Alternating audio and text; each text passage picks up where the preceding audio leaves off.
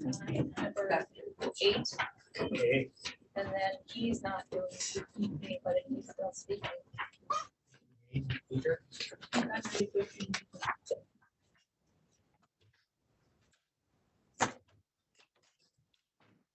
We'll call the Grand Forks County Commission meeting to order. It's March 21st, 2023. For the record, all commissioners are present, and if you'll rise, we'll do the pledge.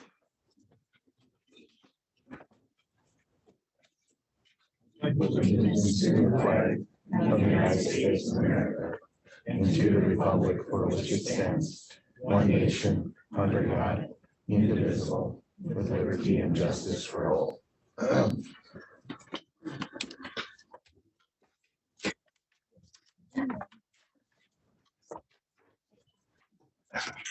Everybody get a chance to review the minutes for the previous meeting? Do I have a motion to approve?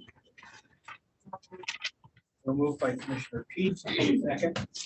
Commissioner Hagan, all those in favor signify by saying aye. Aye. Opposed, same sign, motion is carried. Of the order of agenda. Add anything? Or do I have a motion then to approve the order of agenda? So moved by Commissioner Ingen. Do I have a second? Second. Second by Commissioner Rusted. All those in favor signify by saying aye. Aye. Opposed, same sign. Motion is carried. Approval of the consent agenda. Bills, billing status changes, overtime, February financial reports, game of chance permits for Midway and Grand Forks top 3 council. Do I have any comments or anything? Anybody want to make a motion to approve that or want anything bold? Motion to approve the consent agenda. Okay. Second. Commissioner Peach is seconded. All those in favor signify by saying aye. Aye. Opposed, same sign. Motion is carried. Tax Equalization Director. Chairman Ross, members of the commission, I am here today to ask your permission to attend the North Central Regional Association Assessing Officers Conference in Iowa in June with budgeted money. That's the first thing. Any questions from anybody? Okay, do I have a motion to approve that request? Commissioner Hagan, seconded by Commissioner Rusted. All those in favor signify by saying aye. Aye. Opposed, same sign. Motion's carried. The second request is that I could use my personal American Express Oh, yes. card to purchase my plane tickets, as my husband would be able to get a companion ticket free if I use my card rather than the purchase a card. Motion to approve. Okay, motion to approve that request by Commissioner Rusted, seconded by Commissioner Hagan. All those in favor signify by saying aye. Aye. Opposed, same sign. Motion's carried.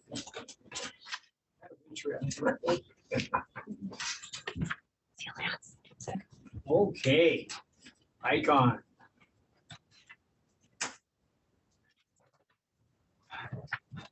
From the Ross Commissioners, construction engineers, we're here to give you an update on the Grand Forks County New Juvenile Detention and Correction Center expansion. I believe you have the document in front of you, so I'll try and go over it briefly, but feel free to slow me down and dig in deeper if you so choose.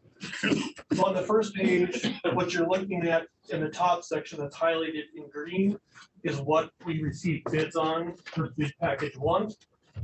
You'll see there's a variance column that shows, you know, some numbers up, some numbers down. Overall, the variance from what we were carrying in that particular budget to now was about $65,000. The section in the white is what's remaining to be bid. But as the drawings progressed, we've updated our budgets. So when we go to bid package 2, kind of the numbers on the right, we'll go over to the column on the left, and then you'll see how it varied from this time till next time. So this first page is the overall construction budget.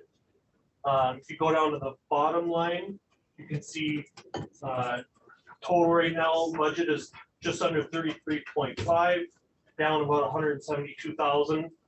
A portion of that is removing escalation and reducing design contingency. As the drawings get more detailed, there's less budget risk, so we kind of use that as a way to help guide the project and make sure that stays on budget.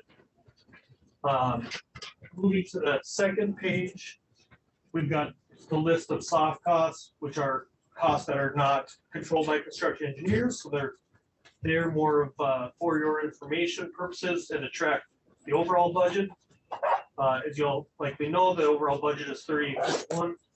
Right now, we're at about 38.5, but we've got healthy contingencies left to help protect that budget, and we're going in the right direction, kind of on our glide path to budget. The third page is just, yeah. Healthy contingency, is there a numerical value to that? Yeah, so right now, the design contingency is just under 1.5. There's construction contingency just over 1.2, which will likely stay at or near that level into construction until it gets out of the ground and some of those unknowns are accounted for.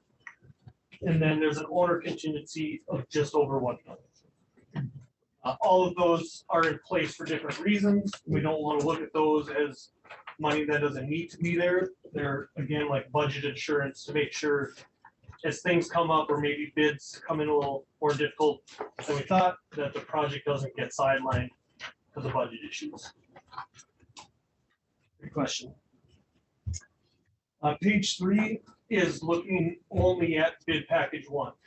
So basically, when Ben puts together our GMP amendment, this 9.766 is the number that first GMP amendment will be. So although I've been talking about the total project budget, this first bid package is just this portion. And then the following 2 pages are just the final bid tab. Highlighted in green are the select contractors. As you look through there, you will see a couple that it appears that the low bidder is not highlighted. There's comments over on the right side that tell you what the reason for that is. For example, the delivery for one of the precasters can't meet the schedule. So if the project needs to push back 2 weeks for that to happen, then there's 2 months, sorry, thank you. There's both impacts in the jail opening and winter conditions, as they'll push it further into winter, as long as just the cost of running the job for the longer duration. Another one there for a late bid, incomplete bid form. And then finally at the end there that we're looking at their base bid versus their base bid with their bond rate. It makes what appears to be the second bidder actually the low bid. So that's my quick overview. Like I said, if there's any detailed questions, I'm happy to dig in. Otherwise, we'll get folks contracts and get everybody ordering materials and whatnot. Start here, I suppose, as some of the weather warms up a bit. Frost allows us. Gotta get the snow to go away first. Yeah. What? Do it anyway. Any questions from any of the commissioners? Thank you. Great, thank you.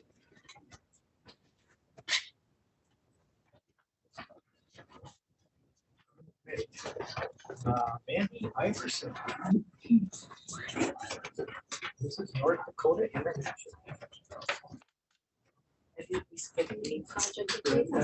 Is there someone ahead of me? I feel No, like he's not talking.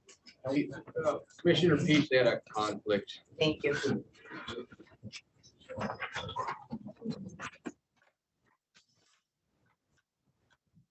Good afternoon, everyone, commissioners at all. As a Grand Forks County resident, I'm going to first thank you for your service to our county and its community members. I want to honor your time today and all those gathered here and introduce myself. But the best way to convey my request today is to read you a letter that I've authored. My name is Mandy Iverson, and I am Mrs. North Dakota International 2023. As one of your constituents, I'm here today to ask you to support a proclamation that I'm bringing to you, deeming April 30th as National Therapy Animal Day. There's a growing body of research that demonstrates a wide variety of ways in which therapy animals can make a difference in our lives. They improve mental wellness by decreasing fear, anxiety, loneliness, and isolation. They also influence our physical health, lowering perceived levels of pain, shortening recovery time, and even influencing those who are ill to have a more positive outlook about their future. In addition to making us feel better, they can also help us learn by providing a source of motivation, stimulation, and focus that has been shown to foster reading abilities, including fluency and comprehension. That's a pretty canned answer, and that's from one of our leading therapy animal organizations in the United States. What I'm about to read to you next is how therapy animals have personally affected me as a resident of the County of Grand Forks, as Mrs. North Dakota International, and as a 20+ year veteran of the North Dakota Army National Guard. I know therapy animals have positively impacted our community. For me, my journey to becoming a passionate advocate for therapy animals is directly related to my deployment with the North Dakota Army National Guard. In 2017, I was stationed in Bagram, Afghanistan, and I was the embodiment of the military stereotype. Mission first, unwavering in emotion for months. One day, a puppy, rescued from Afghanistan by our behavioral health unit, visited my building. Her name was Rogue, the morale dog, and she changed my life. When she entered the building, the change in the mood of the building was palpable. Senior and junior soldiers alike came out into the hallway to engage with her, and I witnessed and experienced the positive, with a W, transformation in both them and myself. When she left, I thought, wow, that was easy. This dog, Rogue, she affected one of the most vulnerable and difficult to reach populations. Why aren't we doing more of this? My personal platform, Pause for Mental Health, was born right then and there. And I've been a passionate advocate for the implementation of animal-assisted interventions and the human-animal bond, especially therapy animals, ever since. I so passionately endeavor to promote positive mental health through that human-animal bond that I have adopted it as my platform as Mrs. North Dakota International 2023, and it is in that capacity that I request this proclamation. With and without a crown, I've devoted my life to making a difference every day by confronting and combating the negative stigma surrounding mental health, by promoting positive mental health through the very real benefits of the pet effect, and by serving communities around the world one paw at a time. As a proud member of the North Dakota Army National Guard, a fur mom, and as a community mental health coordinator for the city of Grand Forks, this is a platform that I live day in and day out. This has been such a powerful experience for me that I've changed careers multiple times to further facilitate this. The mental health of our students, I became a school nurse upon returning home from Afghanistan, and now I am the new community mental health coordinator for the city of Grand Forks. As I write this testimony, I am training my family dog, Miley, to become a volunteer team with Pet Partners. I've seen students, staff, and community members at large interact with therapy animals and observed how profoundly they are positively affected. Additionally, I've heard accounts and testimony of my community members and fellow soldiers regarding their desire to see the frequency and application of therapy animals increase across our community. I ask you to earnestly consider a proclamation for our city, our county, and our state and community declaring April 30th, 2023 National Therapy Animal Day. And join me and more than 10,000 Pet Partners volunteers worldwide and many others in declaring the importance of therapy animals in our communities. That concludes my testimony.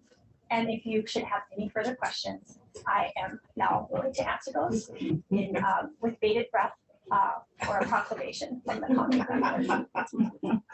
Any questions? Mr. Chair, obviously the the fact that you're recognizing mental health is huge. Thank you.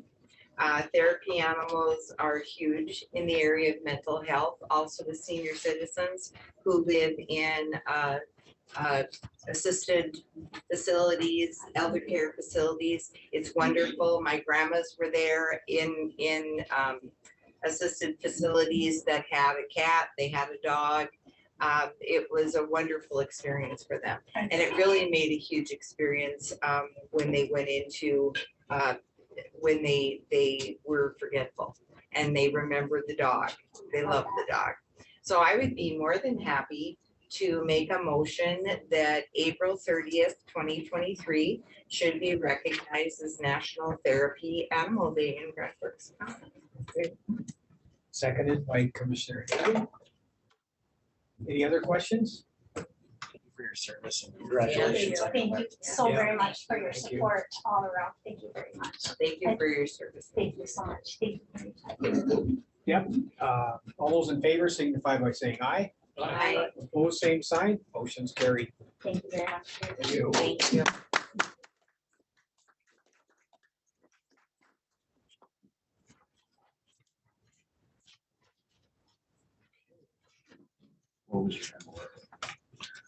Oh, Howard, Yeah, come on up. I gave you guys, our little brochure, a ring binder last week or 2 weeks ago, so I just thought it came back. Is there any questions?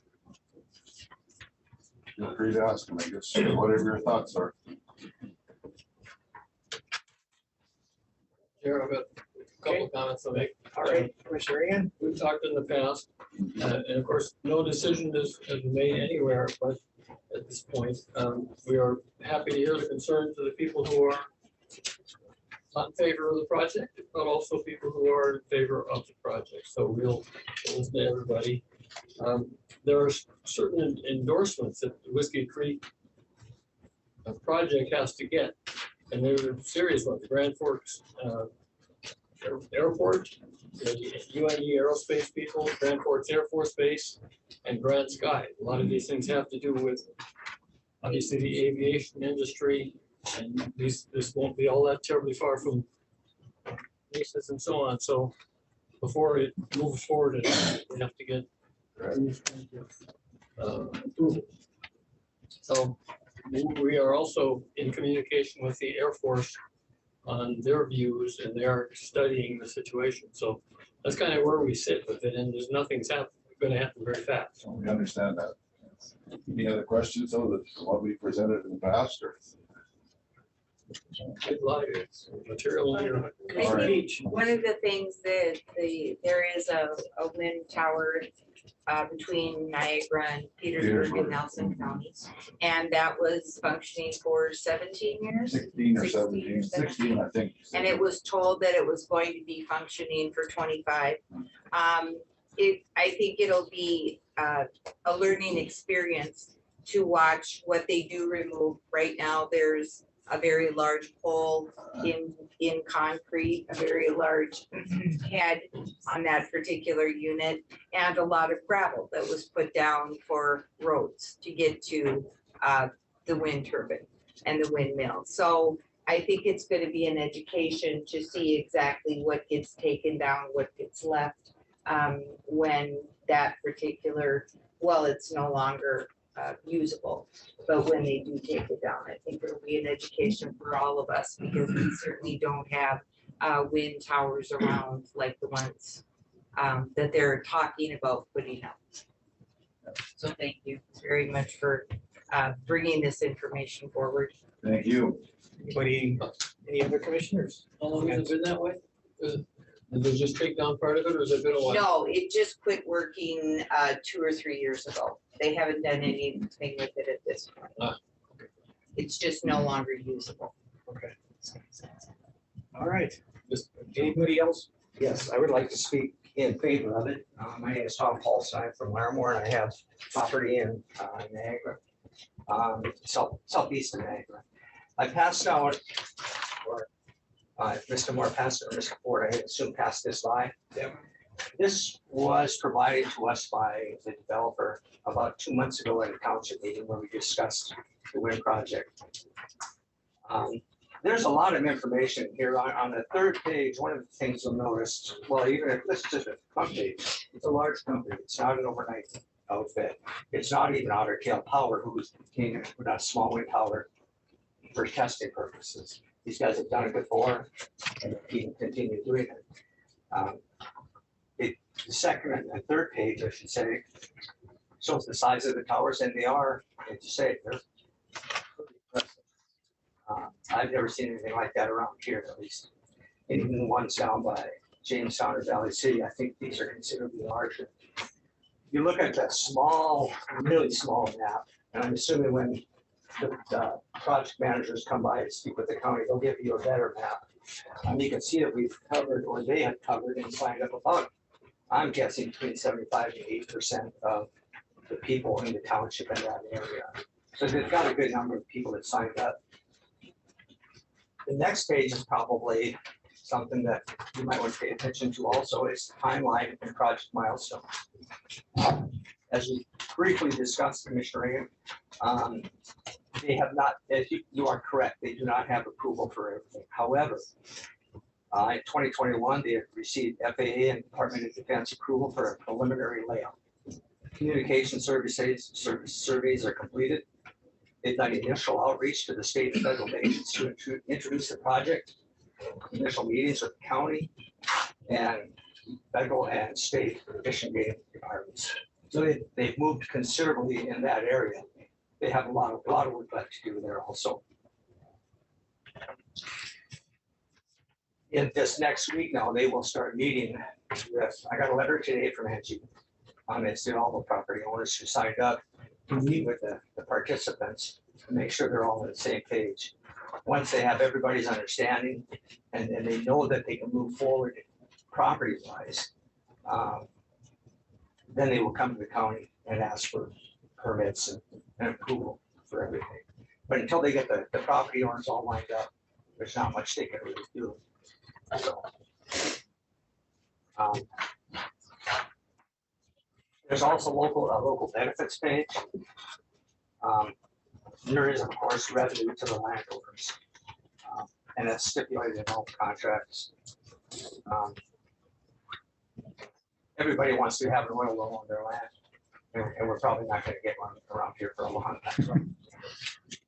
But this is not a bad thing for us on a revenue side. For the county, it's a significant bump. We expect $850,000 a year in tax revenue to the county.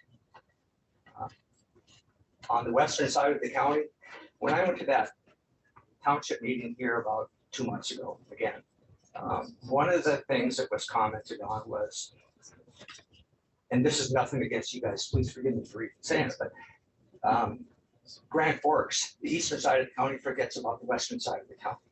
You know, their bridges are, in bad shape, the boats need work, the culverts need to be updated or cleaned out and repaired. So one of their complaints was, we're not gonna see any of that money. And I have to believe that county will take into account when that money does start coming in, $850,000 a year. But some of that will come back to the west and fix the culverts and fix the bridges and put gravel down and maybe even hopefully, some money for schools and stuff. The towns are dying, Niagara's dead. Larimer's right on the verge of death. So we really want to keep them places alive. Towers themselves, according to this, will provide about 250 jobs during the construction period, which is about 8 months or 18 months. After that, it'll be, I believe, about 8 jobs permanently. That's not a lot, but you get 8 good paying jobs in the western part of the county. That does make a difference to people out there too. More kids in school, more commerce, everything. So, what else I want to say? There's other things too. I mean, we have to look forward. As a county, as a state, we can't just. It's not 1950 anymore. It's never going to be 1950 again. And I believe that we need to be progressive and do what we can. So I represent my brother-in-law out here, and probably, I suspect, what, 3 or 4 cousins, myself, Trells, the Mootses, so quite a few landowners out there. So anyway, we appreciate your listening and look forward to your decisions. Thank you. Any questions? Commissioner, several questions. First of all, how many people have actually signed up at this point? That I don't know for sure. Any kind of an estimate? I'd probably say, well, if I look at the land, if I look at that small minuscule land map, I'd say I'm thinking between 75% or 85% of the land is signed up. If 8 people have signed up, I would probably guess closer to 90%. So, and that's a guess, it might be less. What do you guys think? 25, Have signed up? probably 25 people involved, total, Tom. Only about 8 that live out there. Yeah. And all then that there's computer. 130 that signed up against. We have it. 134 people that have Live in expressed the their, area. their in the That petition. signed up they don't want against it. But I guess that you have about 24, 25 people total, and like Alan said, maybe 8 that live in the area. So. Sure. Another question. Yeah. They threw out a figure of 850,000 in property taxes. There's no calculation, there's no place where they got that. Did No. they make it up? This is all I've got. You know, it's what they gave me, so that would And be the a other good thing question. is that our county engineer, Nick West, would probably disagree with you about whether he keeps track of what's going on in the western part of the county, because we talk about that all the time. Yeah. And, you know, there will be more money coming from the state. Yeah. For some of those things, and Nick and his crew are trying to be on top of that every time they can. Yeah, well, if they get if the 850,000 is a legitimate number, which I have to believe, at least it's a stab in the dark with some earnest projection. That's a lot of money for the county. It is, but unfortunately, it takes $1 million to pave 1 mile of pavement. Yeah, you're right. It's expensive and it's crazy. getting higher. Yeah. So, and you talked earlier about the wind turbine out by Petersburg, how kind of didn't make the full life. These are only expected to last about 20 years, at which point they talk about going, doing upgrading, because at that point, we've got the concrete, they've got the tower, they can upgrade and stuff. So they're hoping for a 30-year project. It's not a forever thing. Interesting. Sorry. Are the people signed on, the 24, 25, do they all have financial interest? Yes, they're landowners. Yeah, they have to be. What percentage of those people live in the township or in the project area? Well. 0? Yeah, no, I don't. I don't live in that project area. I live 10 miles down the road, but it's my land. I know, again, that's your line. Yeah. You're not a farmer. Farmers have worked for all my life to get a half a mile round in their fields, and then now you're going to cut the farmland all up to back to quarter-mile rounds. Looking at it from a farmer's point of view, which probably isn't legal, but it's. Sir, you can come up and speak as soon as he's done. Okay. And I certainly understand that sentiment. And those farmers don't have to sign. Still have the vast majority of the property. One more. So is there anybody that has signed up that doesn't have a financial interest? No. In order to sign up for it, you have to be a property, you have to be a legal property where it's there. On the land that's being Considered for a turbine. Yes. Thank you, appreciate it. Yeah. Right, thank you, everybody. Anybody else wish to speak on this?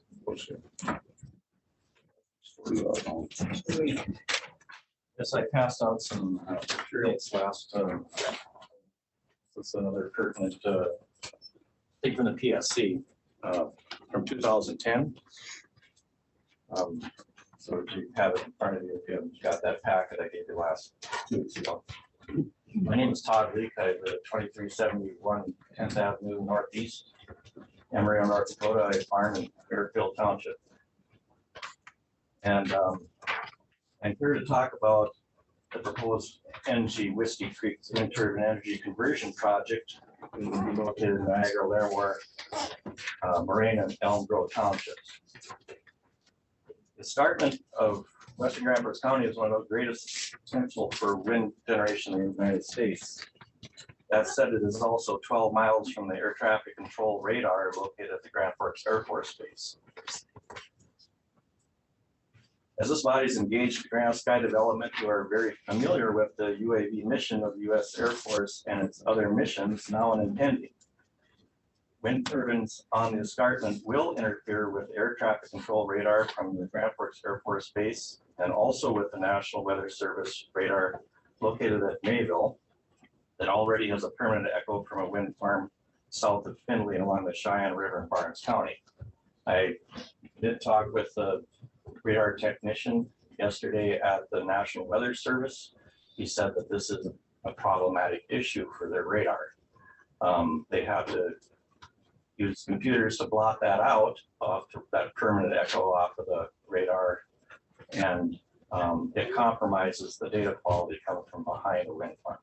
The one in Barnes County is located 30 miles from the Mayville radar. This one will be located 33 miles from the radar.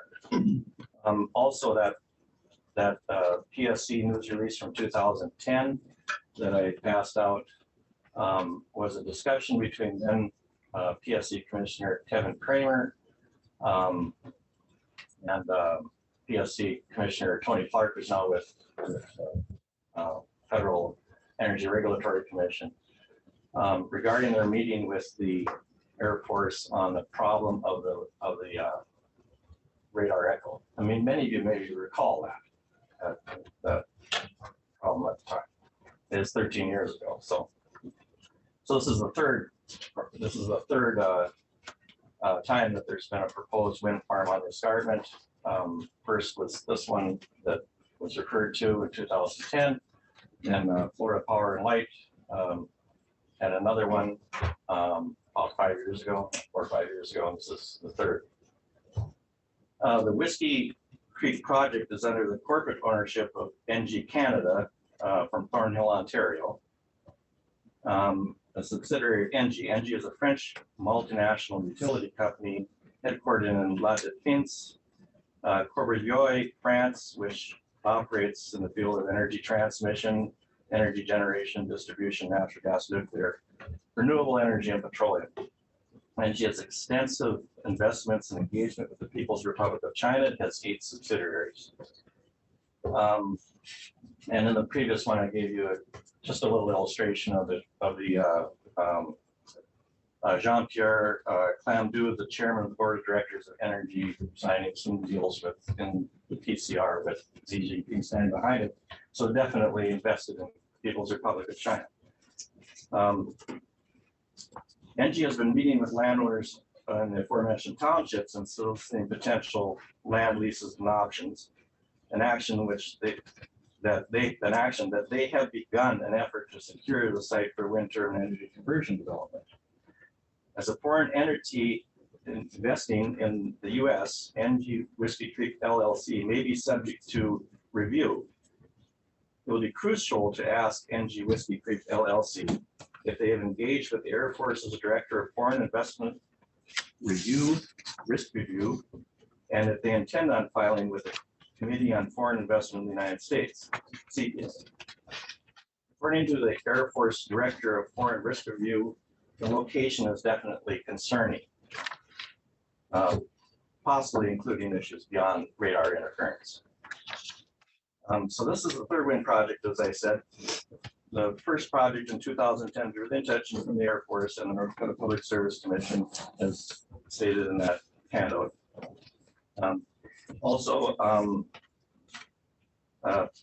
PSC Commissioner Tony Clark said, in discussions we've had with Grand Forks officials, it has become clear that the wind farm siting and permitting is a significant concern. In the past, the PLC has held similar meetings with Minot Air Force Base officials when issues were raised in relation to the then proposed wind farm south of Minot. Goes on to say, my goal is to ensure that any wind farms built in North Dakota are done in such a way that they do not interfere with the critical missions of the state's air bases. Then PSC Commissioner Kevin Kramer stated the cooperation of all government agencies is critical to ensuring orderly development of our energy resources. No partnership is more important than the one that the state of North Dakota has in the United States, with the United States military. We welcome this opportunity to collaborate with officials connected with Grand Forks Air Force Base and look forward to a productive relationship. And that was in 2010. I'm sure that that's a mature issue and that the county commission's involvement with Grand Sky before any of this comes with a zoning and planning application, before it goes to the townships, that all of this must be considered upfront. Thank you. If you have any questions for me? Any questions for Mr. Lee? Thank you very much. Thank you. So, Mr. Chair, before the application can go to the Planning and Zoning Board, Commissioner Ingen stated it. There needs to be letters of endorsement from the Airport Authority, from Grand Forks Air Force Base, from UND Aerospace College, and Grand Sky. And in talking with Mr. Magnuson, those have not been achieved. So those still need to be secured. Anybody else wish to speak on this issue?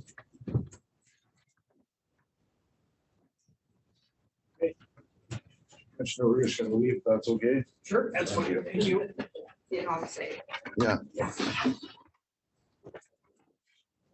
Snow comes again.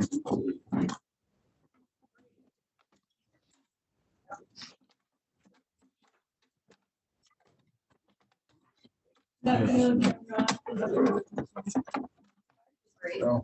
Never evolving saga of sheriff's office stuff.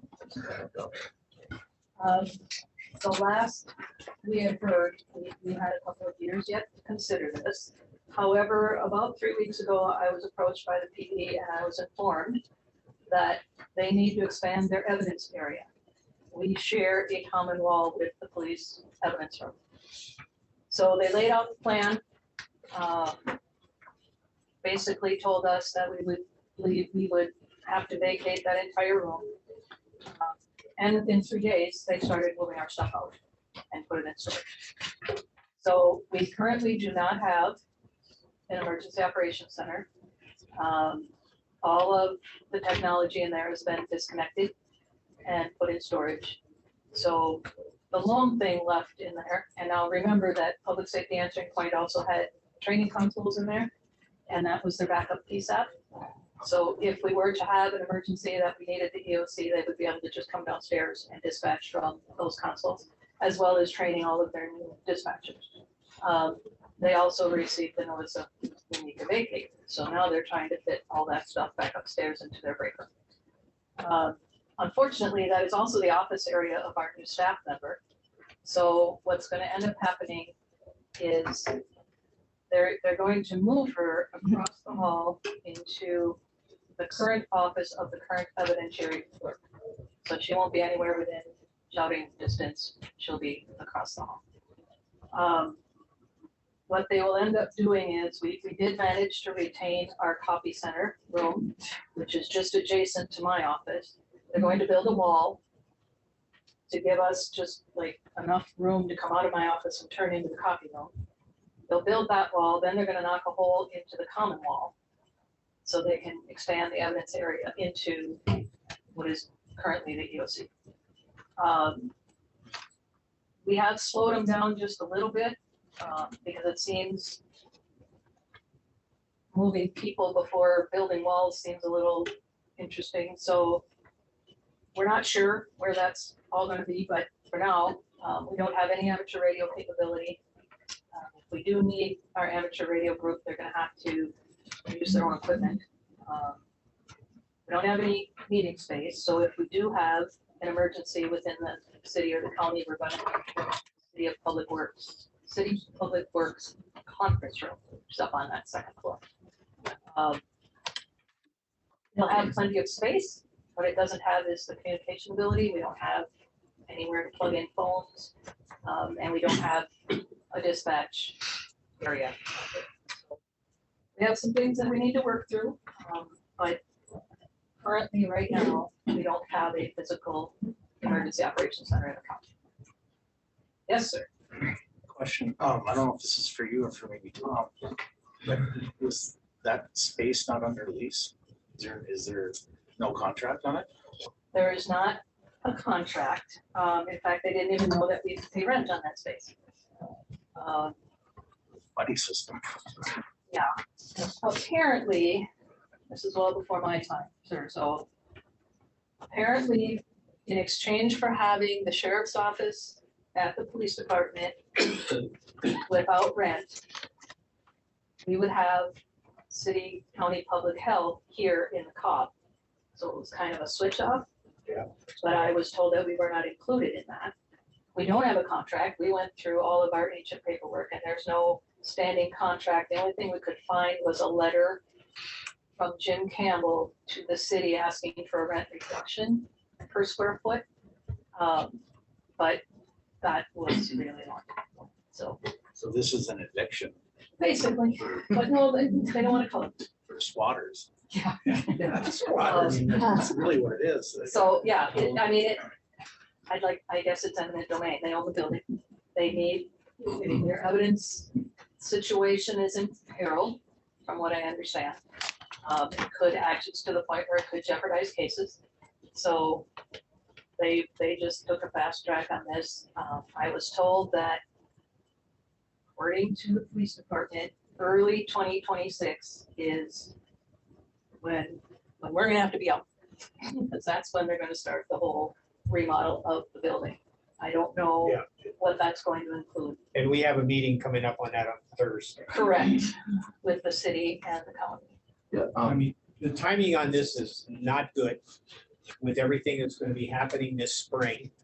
I'm not real happy with the amount of notice that you got on this. I think it's kind of underhanded, if you want to call it that.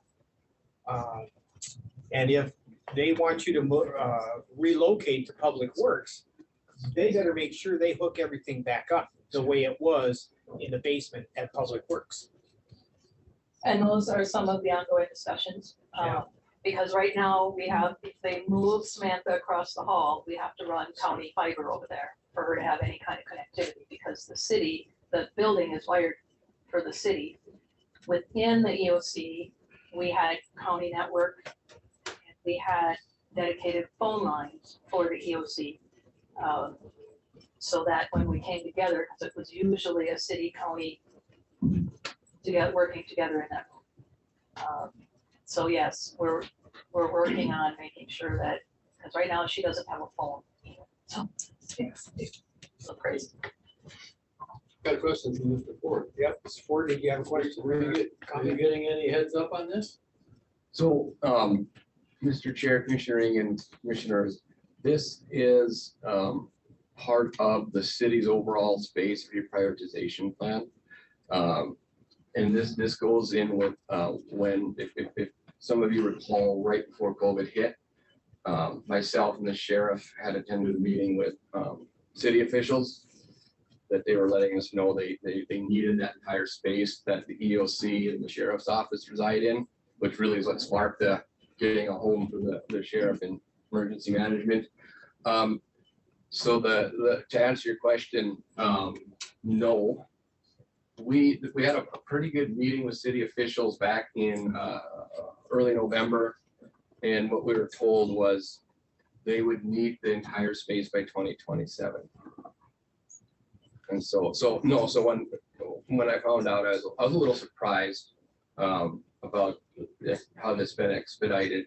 I haven't heard anything about if it's affecting the sheriff's office, but if you remember too, when we were informed about the space reprioritization plan and the PD needing that entire footprint, there was talks with the city about moving the EOC and EM to Public Works. And then that kind of fell to the wayside. There were some concerns expressed from the board at the time of that commission at the time. And so we kind of stopped those discussions with the city. So, and we do have a meeting with city leaders tomorrow to discuss this. So good timing. And I think what we'll want to find out is how much time do we really have? If EOC is already being transitioned, you know, how much more time does Ms. Gales have? How much more time does the sheriff have? Mr. Ford, is there elected officials in that meeting or is tomorrow? Oh, yes, sir. So I believe Mayor Wojciechowski and then Commissioner Ingen as the portfolio will be there. I'm gonna be there too. I mean, anybody else that wants to be there certainly can be. Well, this just, to me, seems like, It's actually Thursday. Is it It's Thursday? Thursday. Thank you, Sheriff. this seems to me like somewhere we need to buy more time for them to operate, because I don't, that just seems like unreasonable. And that will be brought up at the meeting. I mean, this to me is something that should not have happened like this. I couldn't do this to an apartment renter. No, no, It has to go before a judge, even if they've never had a contract with me whatsoever. It's, so, and because this is a basic government service. and a very important one too. Yeah, no, I don't mean to say basic as it not important. I mean, like, it's Yeah. fundamentally government service. I think cooler heads will prevail if we get the right people in the right room, and they'll say, oh, yeah, no, hook your stuff back up and let's, and then give you some time to find a new location or whatever works best. I mean, that's kind of more in your alley, but to me, that's pretty quick. Well, it's, Move you out in your chair. Yeah. it's, I mean, with all the snow we have here right now, and as cold as it's staying, we're gonna have a rapid thaw. We could have flood. Yeah. Oh, yeah, very much so. And that EOC, I worked in there many times during the flood, and I know how important it is. I mean, for coordination. It blows my mind that would happen this time of year and right now. So. But it does illustrate, oh, I'm sorry, I didn't do a second thought. I was just gonna say it does illustrate our need to Yes, I agree. kind of put the foot on the pedal and find a new home, permanent home. What did you say, 2026, the end of 2026? Yeah. I mean, you know, it doesn't seem like a lot of time. Originally, but that was supposed to be her footprint too, but apparently it's now. Because it seems like a long time away, but you know, how quick your kids grow up, right? You know, I was gonna say, as soon as it gets nice, the weather goes faster. that's a Time fact. goes faster. Mr. Chair, PSAP is also going to be moving out of that building. They have been in the process of trying to identify spots that would work both for EOC and for PSAP. There was a good opportunity, but it fell through. The owners of that property chose to remain in that facility. But PSAP is in the process of looking for space too. It just, you're limited, you know, where the towers, where the service is at, they're in the middle of the city. And so you can't be going too far from them because then you're losing some abilities to transmit to and from various services across the county. So it is a concern. It is a big concern. Running network fiber is problematic once you get outside the city. Oh, yeah. Yes. How many square feet do you need to be functional? Roughly. That's a good question. But you'll see that we had. How are you with space? Could you swag it? EOC, Yeah. we've been using a virtual EOC for 3 or 4 years, so it's all by cell phone. That physical room, that wasn't very big, but That's a living room, a bedroom. it's really. 600 square feet. Okay, so one bedroom apartment. Mr. Chair, Commissioner, or Mr. Ford. PSAP. I've been promoted, thank you. Yeah. Something to just resurrect. We have 3,800 square feet on 5th floor north. that was given back to us from Northeast Human Services. And the commission had me looking into repurposing that space. And working with Northeast on a consolidation plan. We had it. And then we halted that discussion as well. So just to remind the commission, we have that space. We'd have to, if the commission wants to take a look, we'd want to see how it functionally can be used. But that is an option on the 5th floor. Now, I'm not saying it's an option for the sheriff or Ms. Gels, I'm just saying, it's space you're not utilizing. Well, 3,800 square feet, ma'am.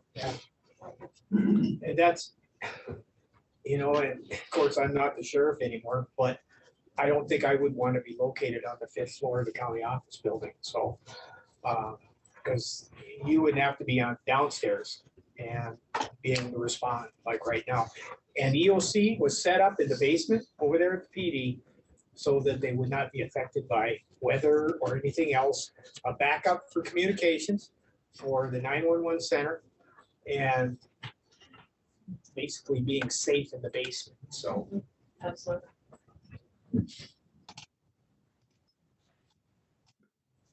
Any other If the comments? night saves, they're safe in the basement. What's that? If the night cold, they're safe in the basement. Yeah, So the two of you are both gonna be there on Thursday, this meeting. yes, I'm gonna be there. Commissioner Rusted, if you want to come too, that's fine. But, Mr. Chair, if we have 3, Ms. Nelson will have to notice the meeting. oh, that's right. We have to, yeah. Okay. You guys will have to be work then. Which is fine. Yes, we can. Is I can, that enough time? yes.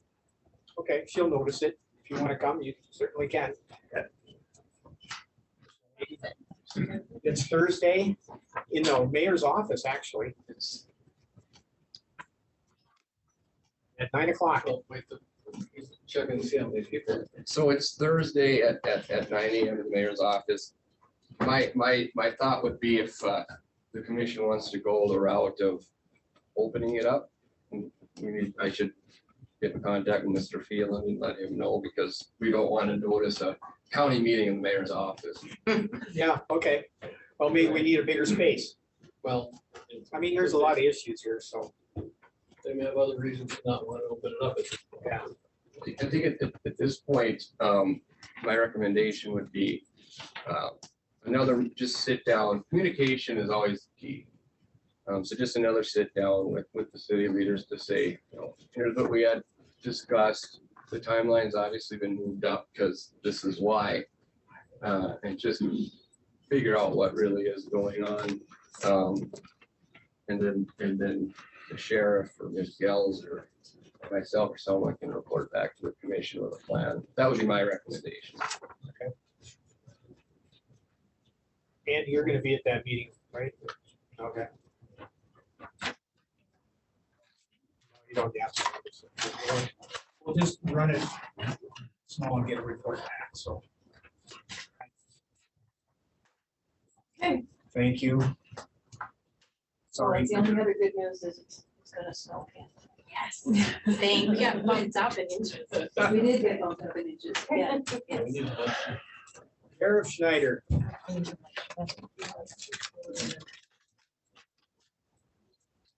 Chairman Ross, members of the commission, this will probably be the shortest item on the agenda to the point here. The first item that I bring before you is the fiscal year 2022 interlocal agreement and budget narrative. What this is a grant that we have applied for annually every year. It is a grant that is it's through Just Grants. It's a cost or it's a share between the city and the county. And I'm requesting chair's signature for the cost share on this grant this year. The amount, or for 2022 fiscal year, the amount that is awarded to the sheriff's office is $5,145. There is no match on that. I move to allow the chair to sign. Yeah.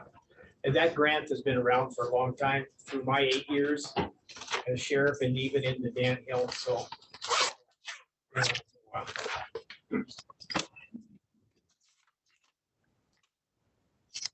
Okay, Commissioner Hagan made the motion. No, the emotion. Mr. Rustin made the motion, seconded by Commissioner Hagan.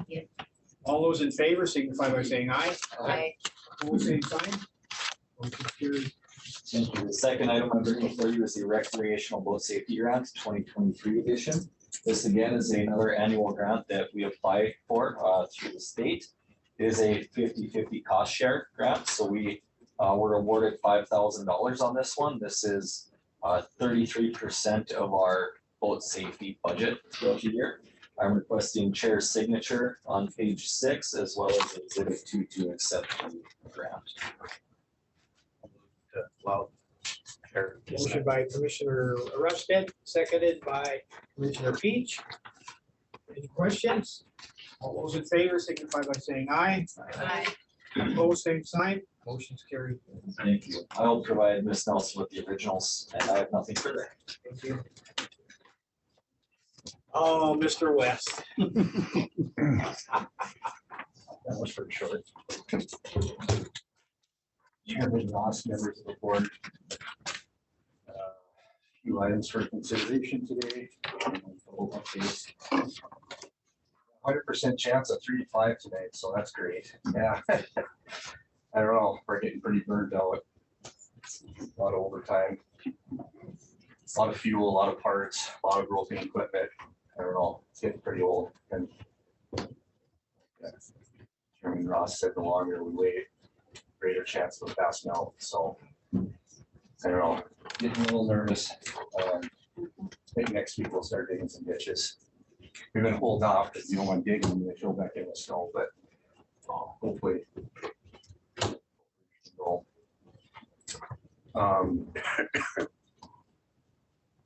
First item for consideration, County Road 25. I guess I don't have a formal request for the board today, but Chairman Ross and I did attend Trail County meeting this morning. That's the one on Eagle Avenue on the Trail County line. We did request, or I requested half of the funding to go 6 miles, and there was some debate and talk about that, and they weren't sure they wanted to do it. They wanted more time to discuss and consider it. So we'll see where that goes. It's going to be on the agenda in 2 weeks again. My challenge is we got this money sitting here and I want to spend it, right? You know, if it doesn't go there, I want it to go somewhere else. And there's one of the places it can go, of course. And so we're waiting again for a significant dollar amount there. So, but you know, Chairman Ross and I were discussing, you know, and with Trail County commissioners and Trail County superintendents, you know, if you don't go 6, could we go 3 miles?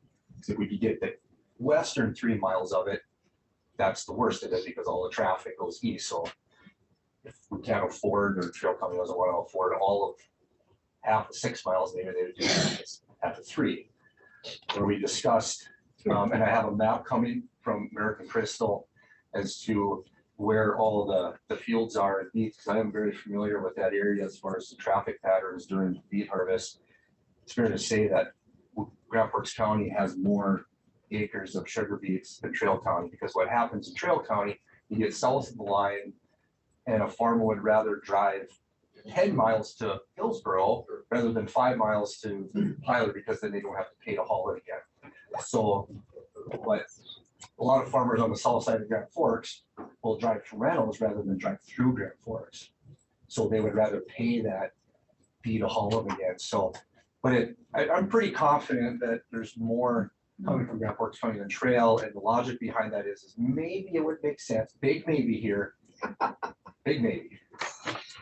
We consider paying more than 50% to get the job done. That's the weight on the truck. Maybe we pay 60%. I don't know. 60, It was just an idea. I just throwing that out there. I did pitch that to the main commissioner from Trail County in that district, because they have districts down there. But their Northeast District Commissioner that's trying to get this done. And he was going to visit with their board about it. And so we'll see where that goes. So. But I went with Nick down there at Hillsborough this morning, and I was really impressed. He had all his homework. I mean, and we're talking, he knew how many trucks were coming down 25 during the harvest, and he did just an outstanding job. How anybody could say no to that guy, I have no clue. We never do. No. They asked for 60%. As long as we can get it. And grocery store, financing of it, where are our funds coming from? And you say you need to spend it, is it federal money where you have a deadline to spend some of it? Oh, it'd be our prairie dog money. Just all prairie dogs? Yes, What- that's what I'm That's planning on guaranteed doing. now, isn't it? That's, some of that is guaranteed, isn't it already?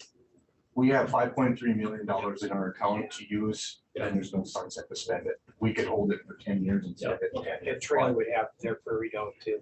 Yeah. Well, it seems like the time to do it. It is. Yeah, and as Nick talked this morning, how many times do you have a cost share on a stretch of road? I know. You know, everything else is either all his Theirs cost is- or all their costs, Yeah. so.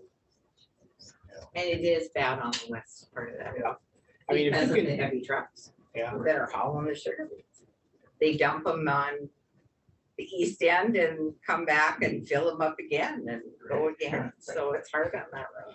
When could it be done if you do get approvals? Oh, well, see, clock's ticking, right? I mean, if hypothetically, if we have approval today, you know, we would need a little time to put the plans and specs together. And then you got the bidding laws, you have to advertise for at least about 21 days. You know, open bids, it's got to go to board's approval, we got to sign contract. I mean, there's a process there of, it takes at least a couple months. And we're almost to April, so now you're into May, way into May, maybe June. And that's, you know, that's pushing it. And, you know, it's not the best time of year to be bidding big projects like that. That's a big project.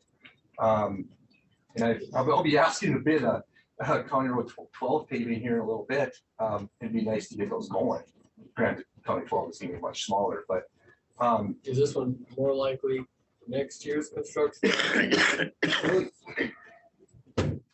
if they gave us, if we got the thumbs up from both boards, April, the first meeting in April, we could probably still do it this year. I mean, worst case scenario, we bid it, bids come in higher than we think because of the time crunch. We pass on it, we bid it again next year in November, or, you know, in November or February next year for 2024, when we have time and contractors can plan a little more accordingly. To be honest with you, I haven't talked to any contractors. I mean, we were on the street, meeting contractors are looking for work, but I haven't verified that. I know some of the other contractors in the industry are booked up for the year quite a bit, but you know, the bridge guys, bridge contractors are busy. Speculation. at and this point, so much but- of the pre-work has already been done, core samples.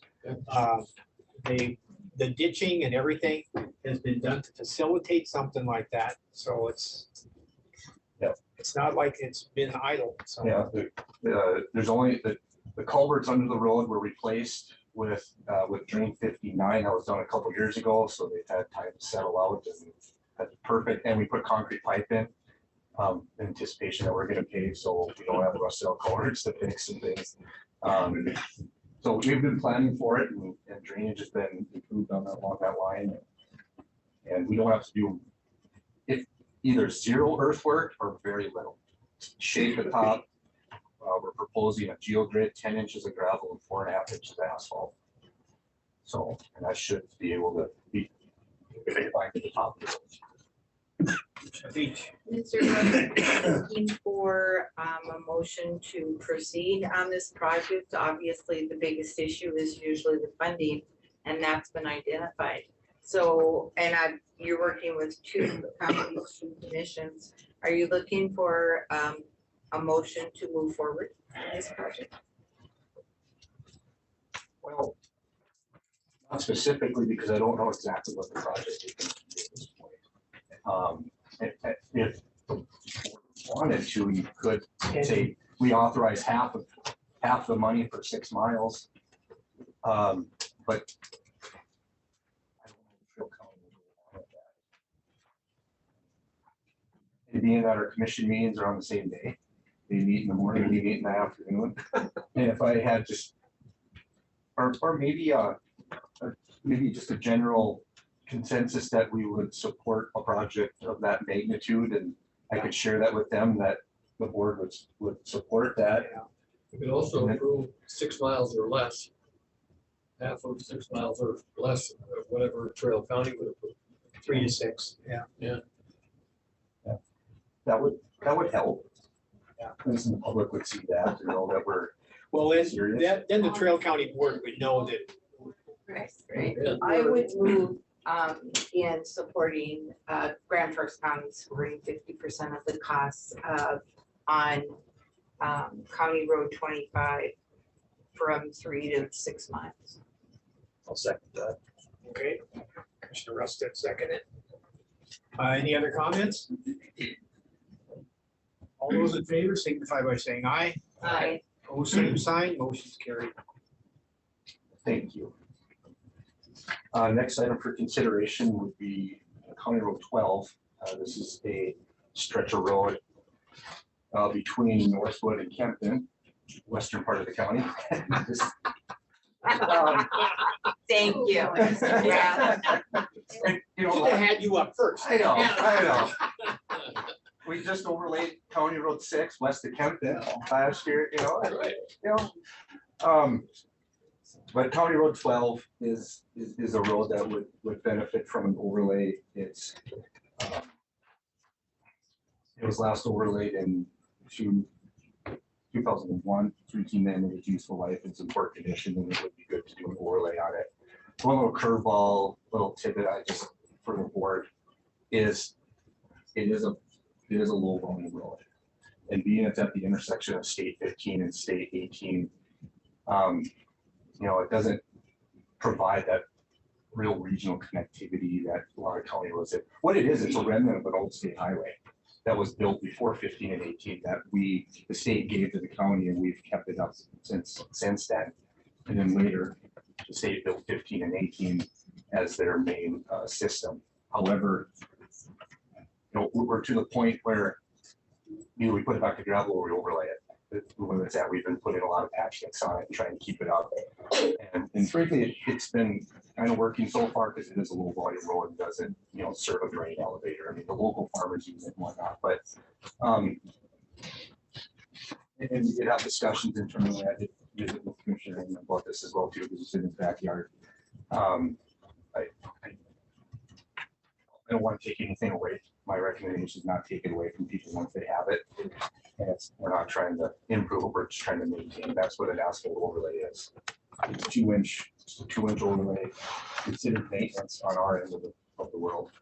And that would be my request, to take either CRADOC money or 1505 money, a combination of our local money even, depending on how things pan out here. But we have plenty of funds to do it and do that overlay this year. Commissioner Higgins, this was the old way to get from Northwood in that direction to Larimore. When they made 15 and 18, as you said, it's kind of a almost useless route because it doesn't shorten anything. You can take that paved road, you can go across the bridge and across another bridge, and you can still get there. My only concern is perhaps if there's some reason the bridge on Highway 15 is out, say a truck crash or anything else, or even the bridge on 18, then any trucks or whatever would have to take small gravel roads to get around all that to get to Larimore. That's the only positive thing, other than the fact that people like to drive on paved roads who live there. Yeah. But it's not a highly populated area, and most people out in that area drive on gravel township road. So I don't have a real opinion on it, but that's the saving. The one reason to save it is if you have a bridge out there, it makes a big difference. Otherwise, it doesn't get a whole lot of traffic. And they both were under some repairs, 3 years ago, 2 years ago. The only time I ever saw stoplights in western Grand Forks County was because there was red and green at those bridges. Well, that's right. Yeah, and so it's not a huge cost to sustain. If you were going to turn it into gravel, it's expensive too. So I would move that we go ahead and complete the project on County Road 12. Okay, with an overlay. Okay, Commissioner Reagan, second. And Anyway, any other comments? All those in favor signify by saying aye. Aye. Opposed, same sign. That's motion carried. Mr. Beach, we should get, as long as you got him working on the western side of the county, we should get some ink on what else we can do. We got County Road 1, it's good. Yeah, It's good. that is, since I've been here, that's been overlaid across the entire county from I-29 all the way to Nelson County. I'm not complaining. Yes. Does Tim Madison still live out there or is he still living? No. Okay. We stopped, remember, at the turn by Fort Dix. That's where he hauled his grain. That's why we finally got the last 3 miles. Yeah. That was a great connectivity project there. Yeah, it was a great connection. Oh, yeah. I was in the western corner. Yes, it was, the Yeah. very western corner. My third topic would be some bridge replacements, box culverts, combination of 1 concrete and 8 aluminum ones. And I'll just share with the board here the logic behind which ones were picked. What I did, I took every bridge that's on the poor list, I have another name for it, but we'll call it the poor list. And then categorized them, looked at the ton limit that they're limited to, or the issue with them. And then classified them based on, well, you have county roads, which would take precedent number 1. 2 would be like a township regular maintained road, you have minimum maintenance road and dirt trails. So my base criteria for round 1 was, obviously, we do have one on a county road here in Fairfield Township. But then any bridge that's on a regular maintained gravel road with a ton limit of 20 or less. And I picked 20 because it's about what our motor graders weigh and our plow trucks weigh, things like 22, 21, 22, but it's been 20. Close enough.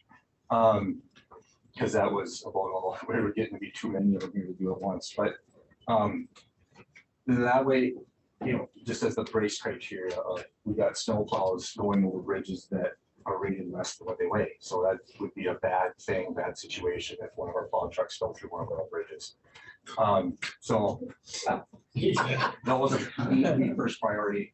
You know, if they're on minimum maintenance, those are minimum maintenance for a reason, or, you know, just a trail, obviously less priority there. So there's 9 of them on this list, and there's 13 of them I have on the list for us to rehab ourselves. And mostly what that is, we go out, we take the timber deck off, we add more metal beams, or completely redo the beam configuration on, put a new timber deck on, and we go. It means that those 13 are in the same category, but the abutments are still in okay shape, and we can fix them up. We don't have to replace them. Saves money. And we can do a lot of that ourselves. So I have 1 in Fairfield that I would propose to still remain concrete box because it is on County Road 13. And the other 8 are on township roads. 1 on the Plymouth Agnes line, 1 in Elkmont, 2 in Agnes, 1 Allendale, 1 Wally, 1 Brenna, 1 Gilby townships. With aluminum box culverts that we would do this year. I broke them up into 3 bid packages as a recommendation. Obviously the concrete, because it's a whole different operation, you need a crane, it's different, all different contractors all together.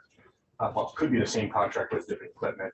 And then the bid pack, the aluminum ones I broke into 2. I have the western ones as 1 package, and then the eastern / Gilby, which is kind of middle north, I'm in 1. So there's 4 structures per package. It could be the same contractor, but this at least gives us an option if they have capacity issues. And we would use Prairie Dog 1505 or our local ones. Well, because if for some reason these aluminum box culverts, I'm thinking they're going to be anywhere from 150 to 250 each installed. If they do come in higher, well, then we'll have to figure that out or potentially drop 1 or 2 from the bid package at that time. But that will be, we'll make sure that the proposal's written such that we have that flexibility at that time if we can't afford it. If we don't do County Road 25, I know we can afford them. If we do, maybe we got to look at that. So my request would be is to fit those 9 structures out. Make the motion. Okay, Commissioner Hagan makes the motion. Do I have a second? Commissioner Rusted, all those in favor, signify by saying aye. Aye. All same sign. Motion carried. Thank you. My last item for consideration it would be the Gilby shed. And that's, I'm not asking for a motion today because we don't have a recommendation yet, but Commissioner Hagan and I did do a field trip last week and Commissioner Rusted was there today, took a look at it. And I know Commissioner Ross is familiar with it. We talked about that on the ride today from his, back in his sheriff days. He was out there and toured it a few years ago. And I guess with that, I did take some pictures that are there just for your awareness, what it looks like. It's still something that I would like to pursue. I don't know if it is the answer or not, but there's certainly has potential there. There's potential for other departments to use some space too. I don't know how or what that would look like, but it's a great space that potentially could be at a good benefit to the county at a reasonable price. Don't know what that is. I know the seller tried to get an appraisal ordered and she said she can't. Exactly what that means or the timeline was. It's gonna be tough to get a commercial appraisal off of town of that size. There's not gonna be comparables. It's not like those properties are moving like wildfire out there. Going through it, I agree with your assessment. It would cost the county a fortune to build something that has the same amenities.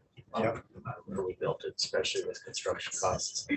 So obviously it's aged. The roof could use a little love in that cold storage area, but again, that's cold storage, so do we care that much? I don't know, maybe not.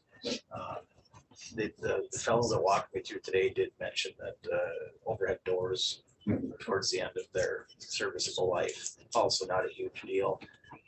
I would recommend, just based on my career, that we pursue this fairly aggressively and come to an agreement with the seller that's reasonable for both parties. And go ahead and move forward because it solves a problem.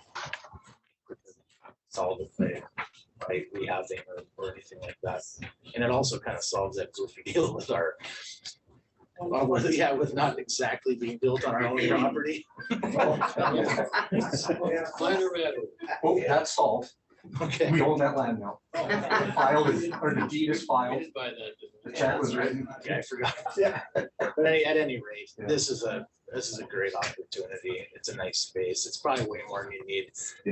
So then hopefully the county can find other uses for it. Maybe the sheriff could do something out there as well. I mean, it's good size. And I mean, Bob has seen it. Kimberly's seen it, and I have now too, and I would tell you. I've been there. Okay, I would just say that I think we'd be kind of agree not to pursue it. With that, I guess the next step would be is to have a couple of commissioners and maybe myself visit with the seller and sit down and start talking. And we need to have a meeting with them and get definitive numbers rather than we'll talk about it. We'll see. It was very small, small town play, but we need to have some definite numbers before we can move forward. Yeah, who knows? They might be seeing dollar signs. Yeah. Throw $1 million at us. That's good, the county to pay for this. Right, exactly. So who else would buy it? That's right. I'm just saying. A lot of hype. Priority for a lot of people.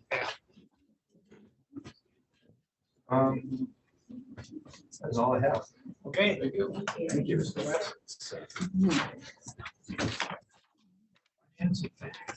Mr. Chairman, the commission, I have an agreement with Spyglass. They had reviewed our budget back in 2017. They look at your communication bills to see if they can save you any money. They don't charge you any money unless they can save you money. And even if they can save you money, if we decided, nope, we don't want to save money, it would cost us anything. So I would like to let them look at our communication bills again, see if there's a savings. If there is, I'll bring it back to you. So I would just need the chair signature on this agreement. Move to let the chair sign for. Commissioner Rusted, do I have a second? Commissioner Peach? All those in favor signify by saying aye. Aye. Opposed, same sign, motion carried. Thank you.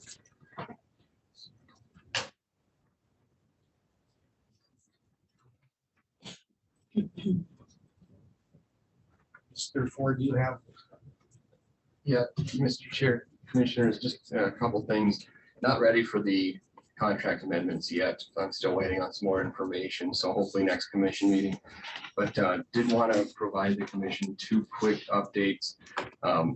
When Ms. Leon and I were out in Washington DC, we did meet with Secretary of the Air Force's office and then Office of Secretary of Defense. And so I'll just give a quick rundown of the SAP-IE, and then Ms. Leon's going to do a quick rundown of the OSD or old CC meeting as well. But in all, the meeting with Mr. Oshiba was very positive, very engaging. So good to get back in front of the Air Force again and keep the dialogue moving. We have been working with that office and Air Force Civil Engineering Center on getting some approval authority for notices to proceed here at a local level so that they don't have to go all the way down to San Antonio. Just out of appreciation for the short construction season. So Secretary's office and his council is open to that idea. So we signed a joint letter with Grand Forks Air Force Base that's been sent to the director for that request. I think they're open to it, so it's positive.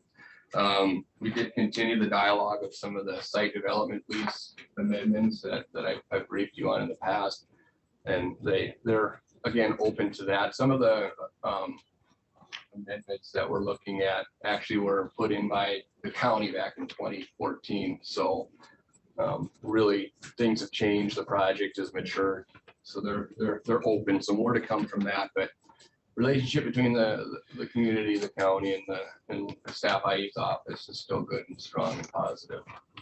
And they still refer to Grand Sky as their poster child for UL. So that's always good to hear. So I'll throw it over to Ms. Leon for the OSD old CC update. So we did meet Director Patrick O'Brien of the Office of Local Defense Community Cooperation and his team. We met with them as well back in November, and that's been a long-standing relationship that Tom and others have built over the years. We just when I started had just wrapped up a project with that same group of military installations, studying. So now we are looking at applying for a DCIP, which is a Defense Community Infrastructure Pilot Program. And so that would be for a fire station out on Grand Sky at a cost of about $5 million is what we are looking at now. That would require no match from the commission because we are considered rural since we are in a community of under 100,000, which is a good thing. That we'll need support from the 319th and the wing commander out there, and it sounds as if we will absolutely be getting that. This project will need to be shovel ready within 12 months, which we've been assured it was. And during the meeting, we got just a lot of advice and tips on developing the application, how to make it as competitive as possible. And so we'll be working with them to continue to get more information and working with Jake Sweat, who has worked with us on previous grant applications to get information, try and make it as strong as possible. It is competitive, but I think that they have a really good shot at it for just creating redundancy with fire suppression with all the DoD assets that are coming out to Grand Sky. And then they also filled us in on another opportunity more for the base and for Grand Forks Public Schools, but it's the Public Schools on Military Installations Grant Program. And so we just offered our support to GFPS and to Grand Forks Air Force Base and taking a look at it. It is something that if they apply, they will get the funding to basically replace training if they want it. So that's really positive. And so just continuing those conversations. It was a good meeting. They seem very positive about everything happening at Grand Sky and here. Ms. Lean, do you know with that Public Schools on Military Installations grant, is there a match to that, or because we're rural, it's 100%? This program itself is no match for any community. We're on a list, there was a list created about 140 schools, and they've been working their way down that list. And so this is like the 5th or 6th round, I think, of allocations. It's a pot of about $600 million for 12 schools. Thank you. Thank you. They'll be invited, right? So the Yes. families from the school district will be invited. In May to go to kind of an informational session so they can start figuring out how to develop an application and if they want to pursue it, they should. It'll be nice. Yeah. Thank you. Any questions? Any other questions? Thank you, Ms. Liam. That's all I have, Mr. Chair. Okay, thank you. State's attorney. Mr. Chair, members of the board, I have one item for the board's consideration. If you recall, at the last commission meeting, the board approved Bridgie Hanson's position as an independent contractor for juvenile detention. I was asked to memorialize agreement between the county and Ms. Hanson. And so in consultation with Chair Ross and HR and juvenile detention, I drafted an agreement. Just kind of a summary of what the agreement contains is that it's for $25,000 per year, and she'd be treated as an independent contractor. That decision was made based on the characteristics of her role and her duties per federal law. And the duration of this agreement is, it is continuous until the juvenile detention expansion project is completed. So I would ask for a motion for the chair's signature on this agreement. For any questions if there are. Questions? Commissioner Beach. On both sides of this contract, the county and the contract person who does the contract, is there a bailout clause on each side? Yes, we can terminate it.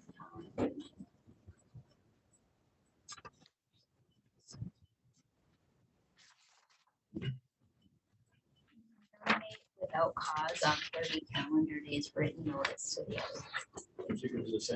Right. Yeah. But the reason I'm saying that is because I don't know if we would need those specific services through the end of that building being completed. Once you work with an engineer and the planning gets done, I don't know if you need a contractor to figure out what color the flooring is gonna be, or the walls or the doors or anything. So I don't know if it would be necessary for us to have that contract in place through the until the duration. And we'll see as it goes along. Yeah. Yeah, see how it goes along. All right, do we have a motion? Okay.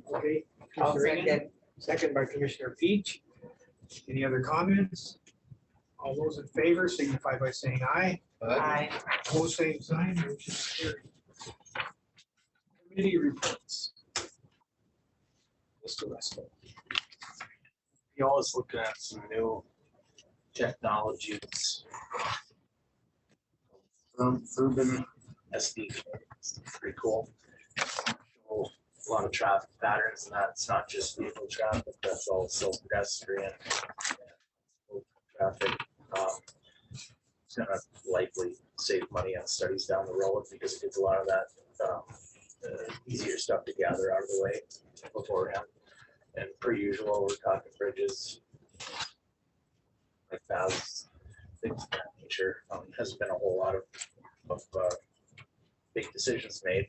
Except for this, I think this is actually pretty neat. It could be a lot of savings long term for the NPO, so pretty cool.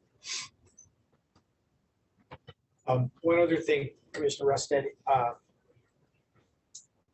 construction engineers want to come and talk to the Fair Board on April 12th at 5:30 to talk about the fencing and everything that they want to put up out there, which is going to curtail the race cars coming in on the north side of that building.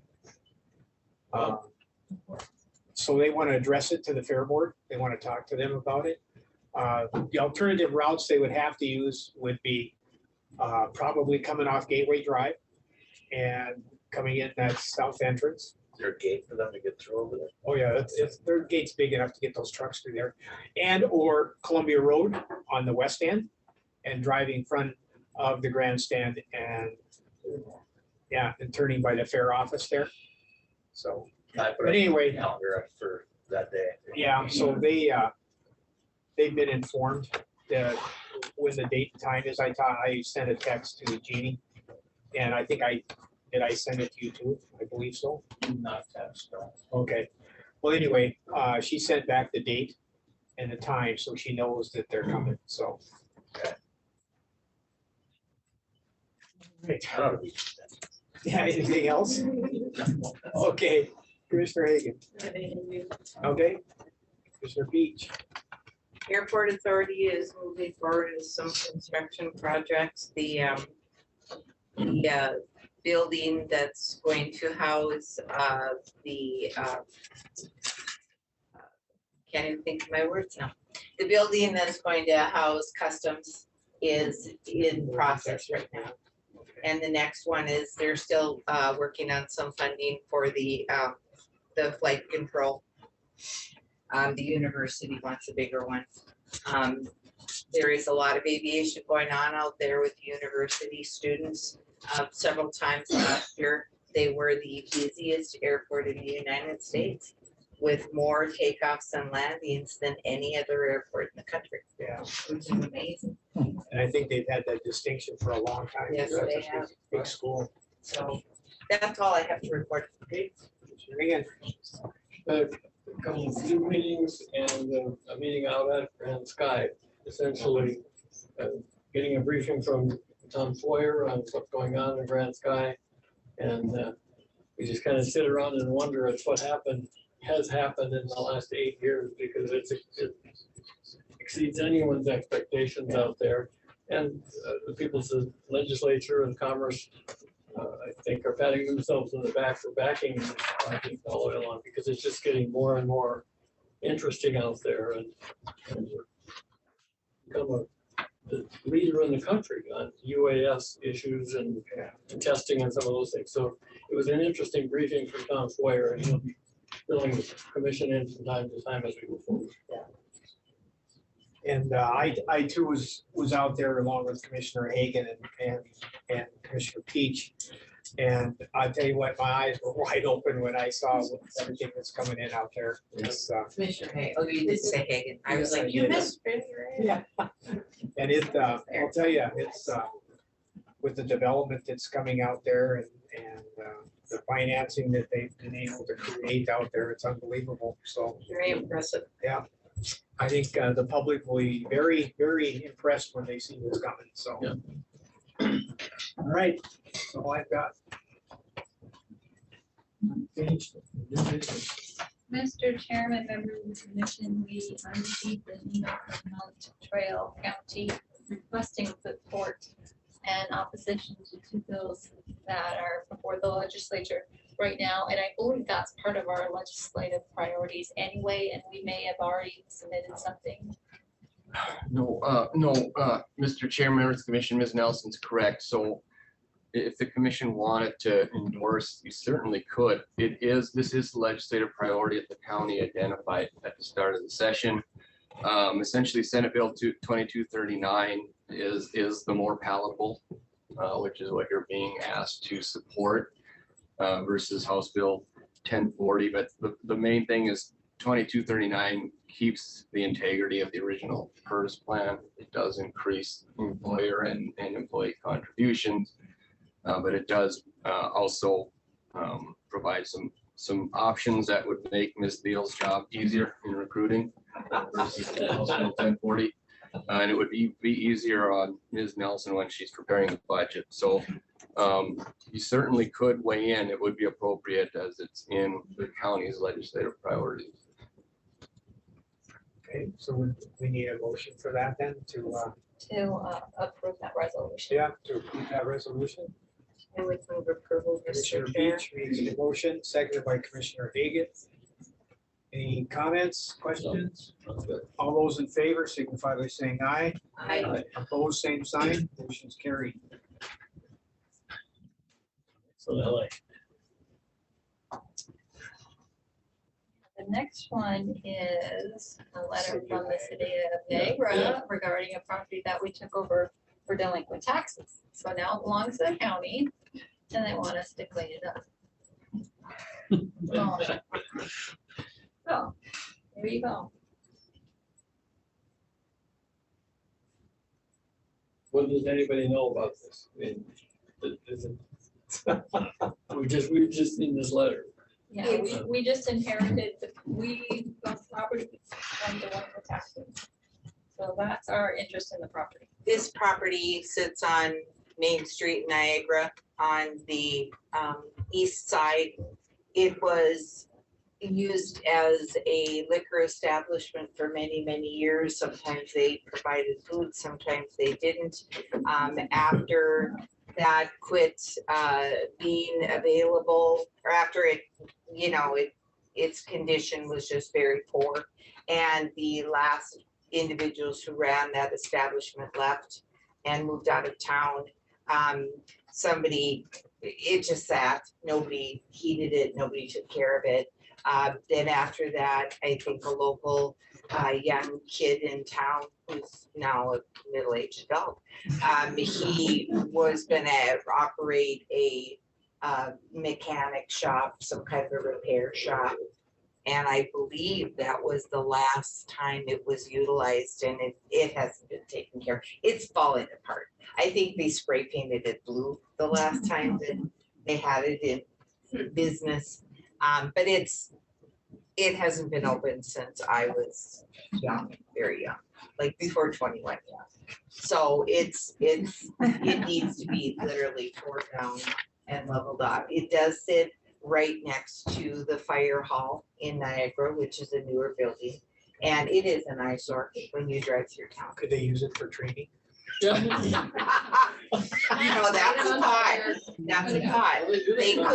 They could work with the Larimore Fire Department and they could use it for training, but it's just an eyesore. It previously it had a second floor where some people lived, you know, when they operated the bar. And so it's a 2-story partial building that just needs to be taken down. Do they want it back? I'm not sure we have a legal obligation, it's just but ours when you read the with thing that tax. says we'd like you to Somebody clean up pay this the road tax. infested eyesore. I think they would give it back after we clean it up. That's what I'm wondering, like, why would we spend any money on it? Just tell them. No, they won't, they won't. They won't want take us to clean it up. Yeah, And then they because want it's in some- our name. Right. Yeah.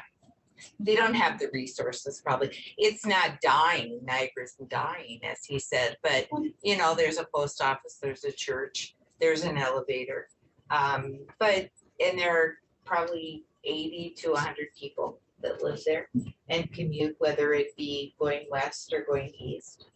But it would cost some money. And, you know, I don't know if we maybe should talk to the fire department and see if they have an interest in using it for training, because Still would require, well, cleanup after that. You bet. Yeah, and so I mean, is there a local contractor, I wonder, that would be interested in demolishing that thing? And the only one that I can think of that would be not cost prohibitive would be the Hooterite Colony. And they do that often. They do take buildings down or things like that. So the Hooterites probably would be the most, I would say the least prohibitive when it comes to. So who would check this out for us, Nick or? Nick. Don't look at me. I mean, Nick, could you Signed just, the letter, can the you just mayor. drive to Niagara and see what it requires? I mean, we're not asking you to do it, but. Yes. And then do. Nick, I'll even go with you, but I'm not going to. It's not even. In my previous life, designed a wastewater lagoon downsizing project in 2012, 2013. Population was 40. Gone up a little bit. Okay. They've sold a couple And, properties. yeah, does it have a shared wall with another building? I do Nope. not believe so. Okay. I It's do a not. lot easier. Yeah, I Um, believe, but it's, and there is an alleyway between the fire hall and that farm. Okay. Because the fire hall sits right north of that building. I can investigate. Okay, thank you. It's a nice new building. Maybe, It's a nice. Commissioner, retired Commissioner Knopf would run a road grader through here. Since she went to the tree. Our new fix up shed is around the corner. Yeah, it used to, yeah, the shed that was by the old store. They did clean it, they have cleaned up some of the buildings that other people have owned. They've torn them down. Good, all right, thank you. You're welcome. All right, correspondence. I don't go. Members of the commission, you have a packet on your table that I received yesterday from the city of Grand Forks. It's about a public hearing they're having April 3rd for a de-annexation. And your next meeting is April 4th, so I had to give it to you today. So there it is. And the rest is just- This doesn't affect us, so. Why did they give it to you? What? Why did the city give it to you? Yeah, go ahead. They just wanted to make sure you had it. Okay. Where is this? Is this the Blueberry area? That Fupang, the north 81? It's all in Faulkner County. Oh, yeah, there's the map. It's the area the city has annexed to the project. They don't want to. But the annexation was completed. No, they're de-annexed. Well, they were requesting it. They petitioned.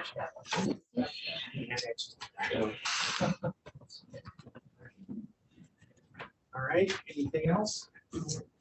Rescue mission? Spelling bee letter. Oh, the spelling bee. Oh. Just the spelling bee, the letter of the envelope. Yeah, yeah. There's information. We should.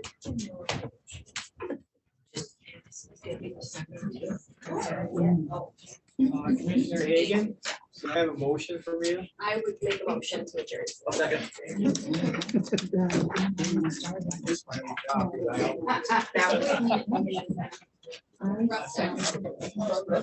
Aye.